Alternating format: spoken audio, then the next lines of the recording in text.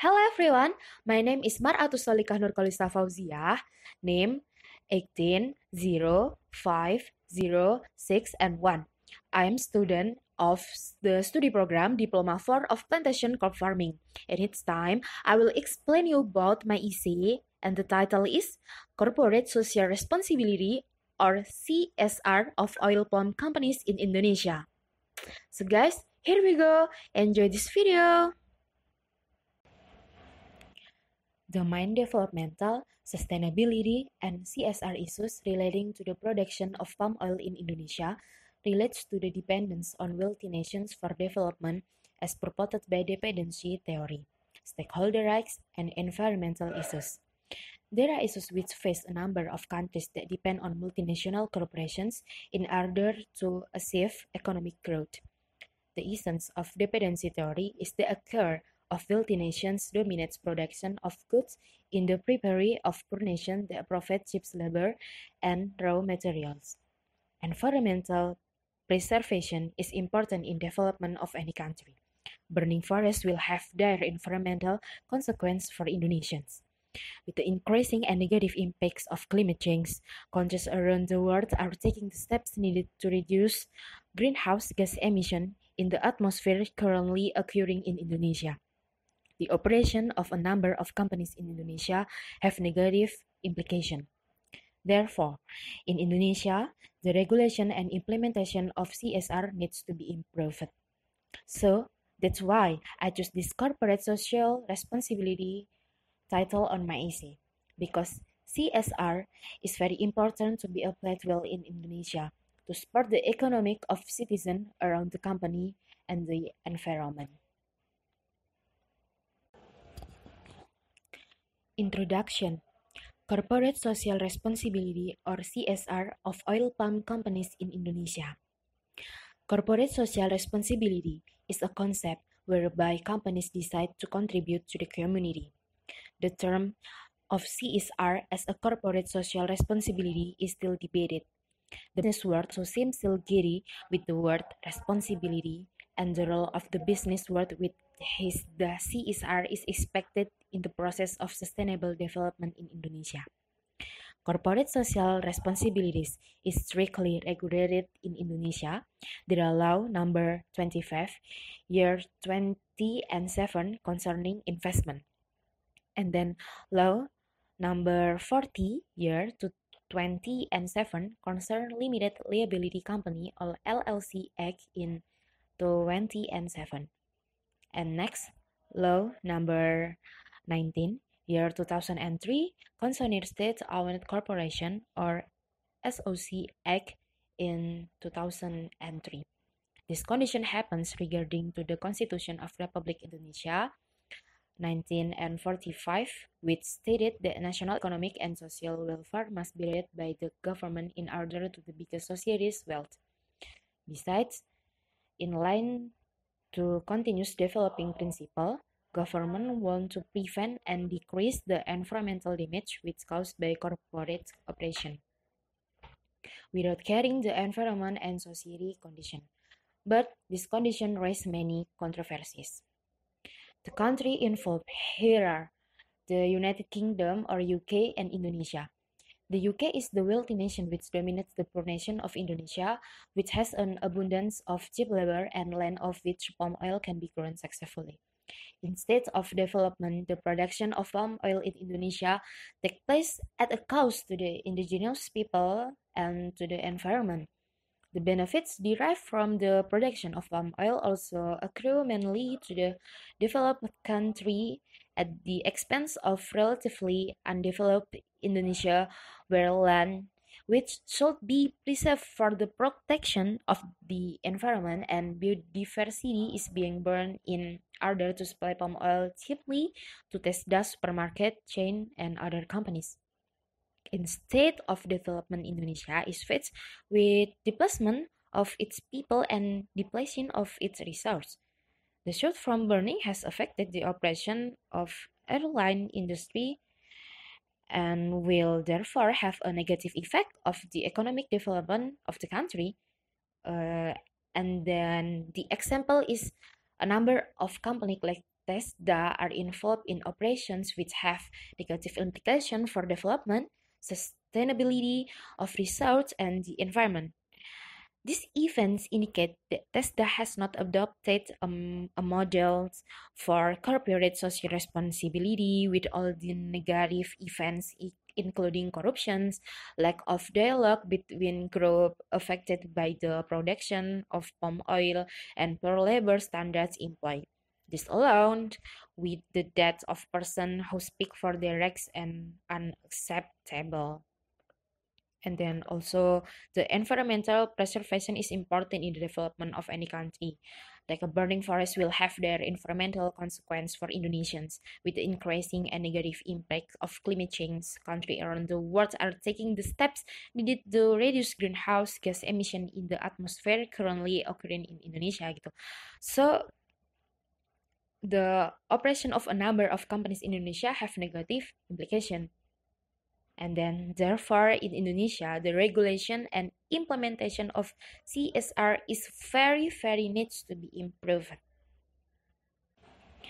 And then the next is the body. Part 1. According to Freeman et al. 2004 opinion, the stakeholders that have legitimate claims on TESDA are the indigenous people of Indonesia whose lives have been negatively affected by plantation in which TESDA has a stake. The people who work on these plantations, suppliers to its processing plant in Netherlands, and TESDA's customers, as well as shareholders. Stakeholder theory sees values as a necessary part of business. Businesses that operate consistent with stakeholder theory see the import of values and relationships with stakeholders as keys to success. And part 2, in Wilford 2004 and 2005 opinion, a strategic stakeholder management policy that should be adopted by TESDA originally involves some of the 20 critical elements of CSR. They are as follows. A. Statement on normal working hours and fair wage structure. B. The protection of human rights within the company's operations. And C. Policies relating to labor standards adopted by suppliers in developing countries. And then D. Commitment to the protection of human rights in the company's sphere of influence. E. Commitment to local community protection and engagement. F. Policies on the protection of indigenous population and their right. And then G. Direct support for third-party social sustainable development related initiative. And then H. Commitment to the reporting and corporate social responsibility and or sustainable development. I. Policies and procedures in engaging a wide range of stakeholders in two-way dialogue. And J. Code of ethics including information relating to the bribery and corruption. Companies like Tesco have included in the policy the provision of information on their products that will guide consumer in making healthy and other choices. Tesco said this opinion in 2010. A number of groups and organizations have supported integrated reporting which encompasses not just spirit sustainability and corporate sustainability report, but includes a set of implementing CSR. But the report but involve a set of integrated reports which will help stakeholders make better decisions. This an opinion by X and Cruz at 2010 in KPMG 2010 International Integrated Reporting Committee 2011 PricewaterhouseCoopers at 2010. This will provide competitive pressure for companies that do not have sound operational practices. Companies that are only profitable because of bad environmental practices and poor labor and other relations and policies may have to leave the market when stakeholders get serious. Then, based on the fact of the Tesla case above that I that I have explained you before, we as planters who later work in plantation companies or our oil palm plantation must be understand and be aware of the importance of implementing CSR.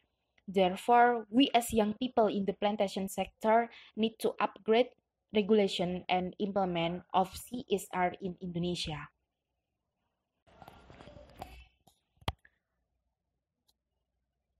And the last is part 3. Many parties state that CSR is done based on voluntary principle. Hence, CSR cannot measure up to mandatory. For example, International Labour Organization state that CSR is an area of voluntary initiative in which enterprise develop their own approach to beyond legally required action to consider the impact of their activities on their workers, communities of operation and stakeholders, according to Diller 2004. And then, according to opinion by meeting UG at 20 and 7, also Jenkins at 20 and 40, the weight rank of CSR, both theoretical and practical, is rapidly increased. CSR, which in the very beginning only purpose to protect the labor. It has included the environmental system, human rights issues, until anti-corruption. Therefore, it has become not easy for law to regulate CSR. It is because law has limitation. From the explanation that I explained to you before, research of CSR in Indonesia became important to be done in order to answer these several questions. First, how the CSR regulation in Indonesia? It is a must or voluntary? And second, how does the scope of CSR regulation implemented in Indonesia? And third, how are the problems during the implementation CSR in Indonesia? The discussion of CSR, whether it should be obligated or voluntary, was started from the basic purposes of cooperation. Basically, a corporation was formed in order to get profit for the sake of shareholders. Meanwhile, CSR pretend to push the corporate to be aware toward the society's needs or stakeholder. The very first discussion was started by Adolf Berle and Emeric Dodd at the beginning of 1930 in United States. In implementing CSR, business morality aspects should be clearly redefined. If the director of management of corporate such donation in the name of company, in truth he did a personal action, because director is an agent of the shareholder. And then next is CSR regulation debate with obligate constitutively or voluntary moral obligation. So far it's tending to morality rather than constitutively because of the voluntary character and it is in the ethics area, several countries and international organizations regulate the CSR in code of conduct and then it's well known as soft law. Besides, is controlled by code of conduct. Many companies committed themselves to do CSR in self-regulation, self-governance by Ishikawa 2005. But both two things are considered ineffective because it has no strength compared to constitution. And then in Indonesia, Indonesia had regulated the corruption of corporation through law number 30 year of 1999 concerning eradication of corruption or anti-corruption act at 1999 which contain corporate as a corruption subject can be punished by sanction, but in the fact the existence of various regulation issues related to CSR is not working properly because CSR is something beyond the rules according to the reflexive law theory. Then this is the failure of formal law in dealing with complex conditions. To overcome this problem, it is important to make special rules on CSR regulatory difference are causes debate. Indonesia Chamber of Commerce objective if the CSR be, budgeted because companies that have not got profit yet should not be burdened to implement CSR. It means that CSR funding would be fair if it is taken from some profit. However, the source of CSR needs to be budgeted because the social impact caused by the corporation has occurred since the operate. And according to the author, if the CSR viewed as corporate activities to improve the people quality of life, contribute to the economic development while improving the quality of life of the local community and society at large, it is not always associated with cost. CSR can be done by hiring employees for the local community, cooperation building with a small business, or developing partnership with local farmers. It seems difficult to set a formal law due to the diversity of CSR practice since formal law has various limitations. So, Anthony Allott explained that there is tax limitation to regulate all of social phenomena in the rule of law because of the law can work effective influenced by the one is instrument legal term and then two contextual interpretation. To overcome the complexity of the social activities, reflexive law theory provides solution for corporate or a social institution to be given an authority to regulate themselves or self-regulation. It means that CSR implementation motives and models should be determined by its corporation themselves. Then, even though at the national level, Law number 40 of 2007 has changed. CSR is mandatory responsibility. However, until now, there has been no government regulation in details about its implementation.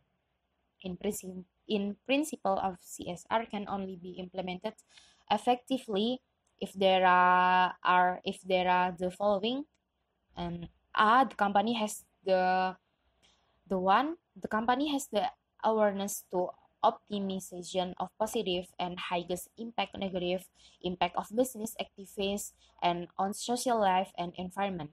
And two, civil society has concern against environmental damage that occur as a result company activities. And then three, civil society has a concern for obligation and right related to attendance a company.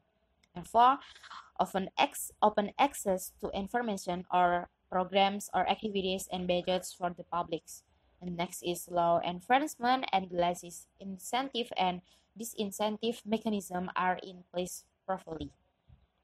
So from the requirements, if these requirements are not met, it will be difficult to expect the company to fulfill its CSR. For reason, the government determines CSR a obligation for the company. Obligation to be responsible actually have a responsibility in the social and environment fields contained in sectoral regulation, for example, manpower and the environment. There is precisely this CSR obligation just a reminder that the company needs following previous sectoral regulation. Other than that, this also open up opportunity for the community and local government to demand the company's profit is CSR program. And the last but not least is good CSR implementation cannot only be done with make policies only. I think it's very right because but good faith is required, strong commitment. It's need good faith is required, strong commitment as well as active participation of the parties, or in this are government, companies, and society. CSR will its effectiveness become unquestionable when the parties realize obligations, realizing what should be, they do it. Then from the topic that I have explained before, I can take a conclusion and then this this the conclusion. A number of companies like Tesla are involved in operations which have negative implications for development, sustainability of resources, and the environment. They do not have educate corporate social responsibility policies in place to protect the stakeholders. It is important that companies accord the stakeholders respect and fair dealing, and the educate CSR policies be implemented in order to gain and maintain competitive advantage.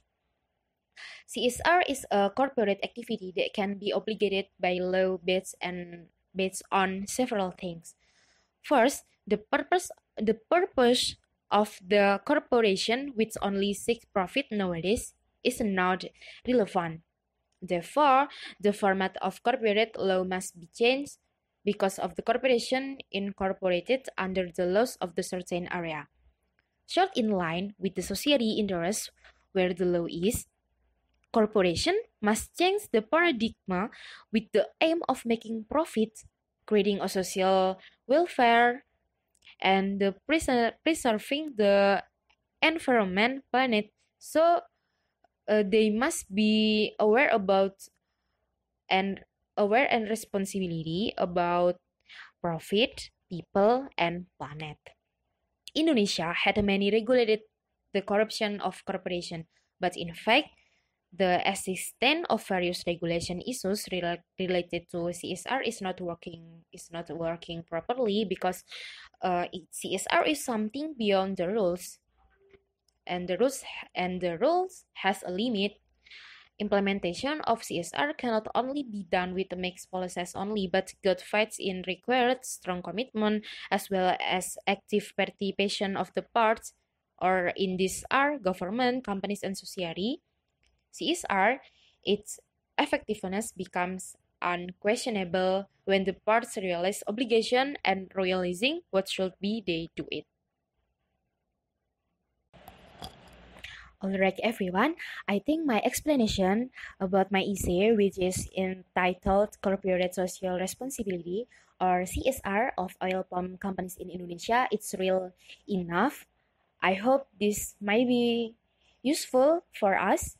If there are any mistake, I'm so sorry. Thanks for your attention. Don't forget to like this video and see you in town.